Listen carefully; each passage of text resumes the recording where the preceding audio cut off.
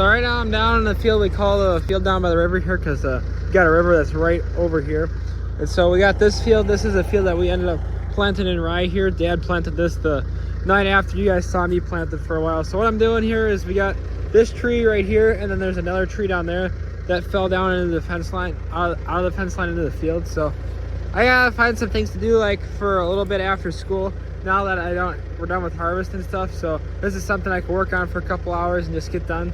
So I got the bucket tractor down here, so got the chainsaw here. We're gonna cut these up and then toss them in the bucket, and then we'll work on getting that one cleaned up, and then we'll have this done for now. This is what I'm talking about, a little bit of a project we got going on here. So this is a generator that we bought. I kind of talked about it, I think, a while ago. I can't remember exactly what video it was, but I talked about it a while ago.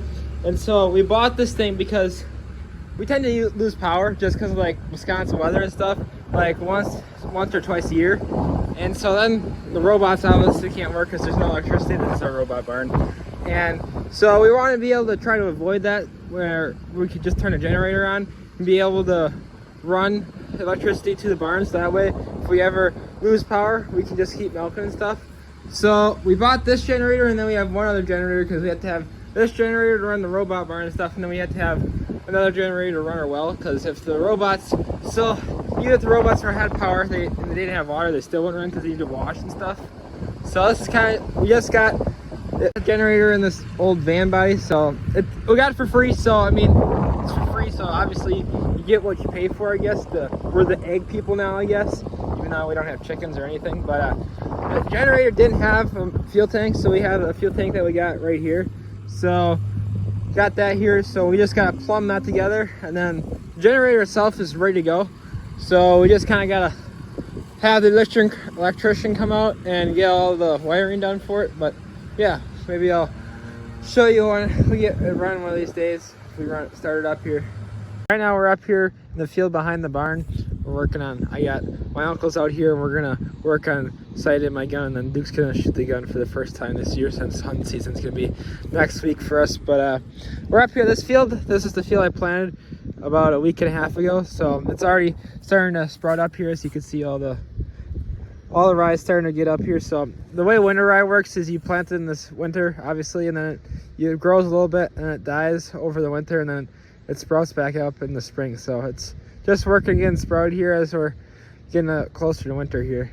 Right now I'm working up some of our corn ground here. So this is one of the fields that we just rented for the first time this year. So we hauled bed and pack on everything over here. So what we're using right here is a sunflower tillage tool. I've never actually honestly heard about this, but we're just demoing it here, and it actually does a really nice job. So it's never, like I said, I've never actually heard of it. So it seems to be doing, like I said, a good job here. So we're just working this field here right now, and then just across this road here, there's the other field that we just started renting here. So once I get done with this field, we're gonna hop over there and start working some of these fields here before it rains and gets real cold.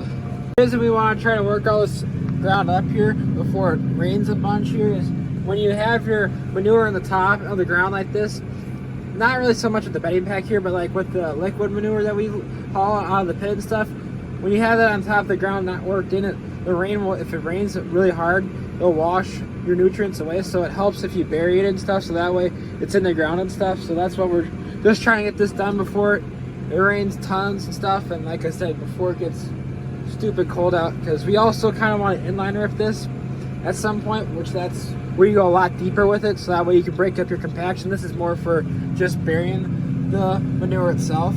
Once it gets cold out and the ground starts to like freeze a little bit, it gets really hard to inline rip stuff. So we just want to get all that done here before it gets really cold out here and stuff, so that way we don't have to worry about it, because that really helps when you inline rip. That really helps break up compaction, which is something we really try to do to get good yields out of everything. So I hopped across the road here now, and I'm working on the field on the other side of the road that we just rented here for the first year, like the other piece. So we're not working the whole field here. I'm just working on the parts of the field that drowned out here because we had so much rain. So we don't want to work the whole field because we're gonna end up tiling a lot of this field. So the stuff that didn't get drowned out, we don't want to work and get, because once you kind of work it up, it'll get all like slimy and greasy when it rains every time. So we're gonna try to leave that so it stays as good as it can. But I'm working up the stuff where it drowned out because it's got all these weeds down here. So we kind of want to start working on breaking these up here. So my dad is over here in the skid loader here, and he and our neighbor of ours that have an excavator have been working on knocking the trees down around this field. So like right here, there used to be a bunch of trees like in a line here, and then there's like the field right there around the corner here. Not this field, but like there's a field right there.